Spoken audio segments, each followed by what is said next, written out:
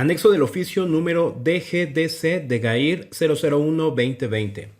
Orientaciones pedagógicas y criterios para la evaluación del aprendizaje para la educación preescolar, primaria y secundaria en el periodo de contingencia sanitaria generada por el virus SARS-CoV-2, COVID-19, para el ciclo escolar 2020-2021. Consideraciones. Número 1. El 14 de mayo del 2020 se publicó en el Diario Oficial de la Federación el acuerdo por el que se establece una estrategia para la reapertura de las actividades sociales, educativas y económicas, así como un sistema de semáforo por regiones para evaluar semanalmente el riesgo epidemiológico relacionado con la reapertura de actividades en cada entidad federativa. Así como se establecen acciones extraordinarias, mismas que prevé en su anexo denominado Semáforo por regiones, en el que se estableció que las escuelas podrán regresar a prestar sus servicios educativos hasta en tanto la región en que se encuentren esté en semáforo verde. 2. Con la finalidad de mitigar la dispersión y transmisión del virus SARS-CoV-2, COVID-19, en la comunidad, así como para disminuir la carga de enfermedad, sus complicaciones y muerte en la población residente en el país, se tomó la medida de suspender las labores escolares, lo que día a día representa un gran desafío para el sistema educativo nacional. Hacer que el proceso educativo continúe en este periodo de contingencia sanitaria sin la relación presencial, la convivencia y la interacción cotidiana. 3. El vínculo con la escuela y las maestras o maestros, además de garantizar el derecho a la educación, contribuye a dar sentido a la vida de niñas, niños y adolescentes, a organizar su jornada diaria, a mantenerse activos intelectualmente y a interactuar, así sea a la distancia, con sus pares, lo que contribuye a su bienestar emocional. 4. En el contexto de la contingencia sanitaria para garantizar el derecho a la educación, la Secretaría de Educación Pública, en coordinación con las autoridades educativas estatales, tomó la determinación de iniciar el ciclo escolar 2020-2021 a distancia, utilizando fundamentalmente la televisión, así como la radio, cuadernos de trabajo para alumnos y alumnas en situaciones de vulnerabilidad, con el apoyo también del avance de las tecnologías de la información, comunicación, conocimiento y aprendizaje digital a que refiere el artículo 84 de la Ley General de Educación, para lo cual diseñó y puso en marcha la estrategia Aprende en Casa 2 para la educación preescolar, primaria y secundaria, así como para la media superior, cuyos componentes principales son dos. 1. La oferta educativa a distancia y 2. La acción pedagógica de maestras y maestros. La articulación de ambos componentes es la que hace posible que las alumnas y los alumnos continúen sistemáticamente el estudio y avancen en su proceso de aprendizaje. 5. La oferta educativa a distancia se ha sostenido en este periodo de contingencia. Por su parte, el magisterio ha puesto en marcha acciones creativas para mantener el vínculo educativo, aprovechar la oferta educativa de Aprende en Casa 2 y dar asesoría pedagógica a las alumnas y los alumnos por diversos medios. Los resultados de estas acciones han sido variados. Pueden identificarse, al menos, 3 niveles de comunicación y participación de los educandos en actividades convocadas por el personal docente. Comunicación y participación sostenida. Seguimiento de la programación de Aprende en Casa 2 por algún medio. Comunicación continua entre el titular del grupo o asignatura y sus alumnas o alumnos. Participación en sesiones y realización de las actividades didácticas indicadas. Comunicación intermitente y baja participación en actividades propuestas por el profesor. Seguimiento ocasional de la programación de Aprende en Casa 2. Comunicación esporádica entre titular del grupo o asignatura y estudiantes. Entrega parcial de trabajos encargados. Comunicación prácticamente inexistente, sin posibilidad de dar seguimiento al proceso educativo de las alumnas y alumnos. 6. Los referidos niveles de comunicación y participación se deben en gran parte a las diversas circunstancias familiares en las que viven las niñas, los niños y adolescentes, mismas que se expresan en desigualdad de condiciones materiales para el estudio en casa, tales como el acceso a dispositivos tecnológicos, la conectividad y la disposición de espacios adecuados en el hogar. Asimismo, influyen en estos niveles de vinculación factores de otro orden, como el tiempo disponible, las relaciones intrafamiliares, el interés o disposición de los adultos a acompañar a sus hijas, hijos o pupilos en el estudio o el nivel de comprensión que poseen sobre los contenidos escolares. Número 2. Orientaciones pedagógicas. La evaluación del aprendizaje debe adaptarse a las circunstancias actuales, colocando en primer lugar su gran finalidad: aportar información para mejorar la actividad educativa. Se trata de reconocer el esfuerzo de alumnas, alumnos y familias que mantienen un vínculo constante, de incentivar a quienes se relacionan esporádicamente y dejar abierta la posibilidad de recuperar a quienes, hasta el momento, no establecen comunicación con el personal docente o directivo. En consecuencia, conviene que el titular de grupo o asignatura, al cumplir con su responsabilidad de evaluar el aprendizaje, considere las siguientes orientaciones. Número 1. Dar prioridad a la función formativa de la evaluación. La información obtenida mediante la evaluación es la base para identificar y modificar aquellos aspectos del proceso que obstaculizan el logro de los propósitos educativos. Ello implica pasar a segundo término su papel de la asignación de calificaciones, inclusive como medio de presión, que suele ser predominante en la tradición escolar. Número 2.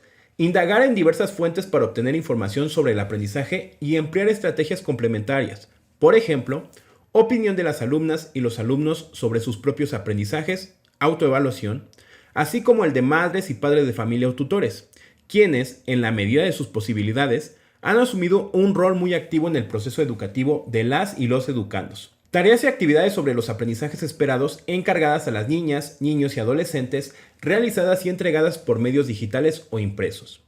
Saberes adquiridos durante el periodo de la contingencia sanitaria que no se consignan explícitamente en el programa de estudios, pero que constituyen aprendizajes relevantes para la vida. Estos saberes pueden ser obtenidos mediante narraciones orales de experiencias.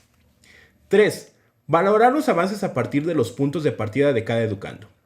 Una evaluación justa toma como parámetro el punto de partida de la alumna y el alumno, antes de la intervención pedagógica y no solo el resultado final esperado. Así, se considerarán como positivos los avances parciales, aun cuando no se alcanzara el resultado ideal.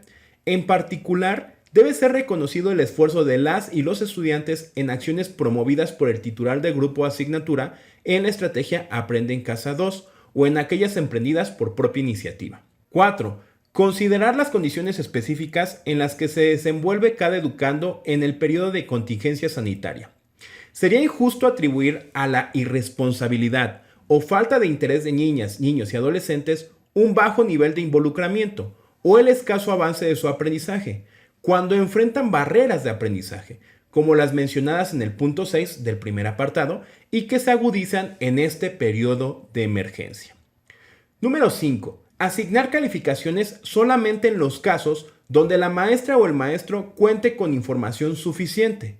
La evaluación sin fundamento resulta arbitraria y muy probablemente injusta. 6. Ser utilizada para mejorar el aprendizaje. La evaluación dará información para definir acciones de mejoramiento. Sus resultados habrán de analizarse con las alumnas y los alumnos, madres y padres de familia o tutores, así como por las autoridades escolares y educativas, como base para acordar acciones conjuntas para mejorar el aprovechamiento académico de niñas, niños o adolescentes, especialmente para lograr la participación de quienes se mantienen desvinculados. El personal directivo y de supervisión, así como autoridades educativas locales, canalizarán apoyo para que las acciones a las que se refiere el punto anterior sean puestas en marcha. Número 3. Criterios para la evaluación de los aprendizajes de las alumnas y los alumnos de preescolar, primaria y secundaria. Número 1. La evaluación estará a cargo del docente del grupo en el caso de preescolar, primaria y telesecundaria y del docente de asignatura en el caso de secundaria. En caso de ausencia del docente, la directora o director o la supervisora o supervisor podrán asumir esta atribución para los efectos a los que haya lugar.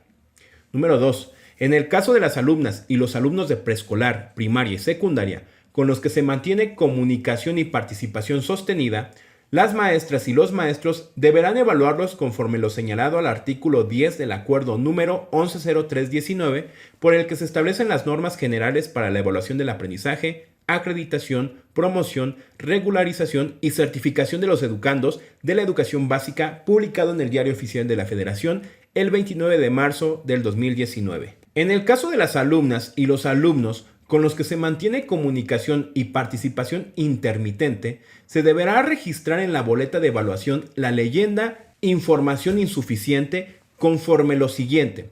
A. En educación preescolar se deberá registrar en el apartado correspondiente a observaciones y sugerencias sobre los avances de aprendizaje. B. En educación primaria y secundaria se registrará en el espacio de observaciones o recomendaciones generales del docente y deberán cancelar el espacio de la calificación numérica con un guión en medio. En estos casos, la calificación se reportará posteriormente una vez que haya condiciones para llevar a cabo la valoración del educando. 4. En el caso de las alumnas y los alumnos con comunicación prácticamente inexistente, se deberá registrar en la boleta de evaluación la leyenda sin información conforme a la siguiente. A. En educación preescolar, se deberá registrar en el apartado correspondiente a observaciones y sugerencias sobre los avances de aprendizaje. Y B. En educación primaria y secundaria, se registrará en el espacio de observaciones o recomendaciones generales del docente. Y se deberá cancelar el espacio con un guión medio. En estos casos, la calificación se reportará posteriormente, una vez que haya condiciones para llevar a cabo la valoración del educando. Adicionalmente, el titular del grupo podrá emitir recomendaciones específicas a las madres y padres de familia o tutores en los casos en que a su juicio sea necesario. 5. Las calificaciones o valoraciones que se registren para este y en su caso para el periodo subsecuente serán preliminares. Las calificaciones definitivas se registrarán al final del ciclo escolar 2020-2021, según lo establezca la norma correspondiente. 6. En el caso de las alumnas y los alumnos en traslado que soliciten presentar la valoración del primer periodo en la nueva escuela, podrán hacerlo con el apoyo del docente que se encuentre a cargo del grupo receptor.